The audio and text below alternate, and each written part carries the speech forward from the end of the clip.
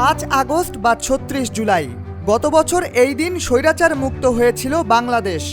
ছাত্র জনতার ত্যাগের পথ ধরে এক হয়েছিল সবাই।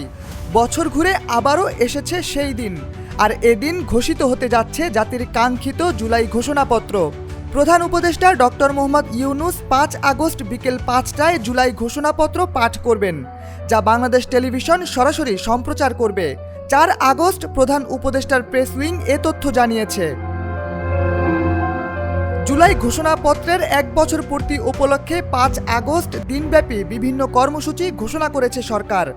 প্রধান উপদেষ্টার প্রেস উইং সূত্রে জানা গেছে, গণ অভ্যুত্থানের সব অংশীদারদের উপস্থিতিতে জাতির সামনে জুলাই ঘোষণাপত্র উপস্থাপন করা হবে। ঘোষণাপত্র নিয়ে সরকার বর্তমানে রাজনৈতিক দলগুলোর সঙ্গে পরামর্শ করে খসড়া তৈরি করেছে। এক্সট্রিম মশার কয়েল প্ল্যান্ট ফাইবার দিয়ে তৈরি, ডেঙ্গু চিকুনগুনিয়া বাহি সহ যে কোনো মশার বিরুদ্ধে দেয় এক্সট্রিম সুরক্ষা। উল্লেখ্য, গত বছরের শেষ দিকে বৈষম্য বিরোধী ছাত্র আন্দোলনের পক্ষ থেকে ঘোষণাপত্রের দাবি জানানো হয়। এর পরিপ্রেক্ষিতে সরকার জুলাই ঘোষণাপত্র দেওয়ার সিদ্ধান্ত নেয়।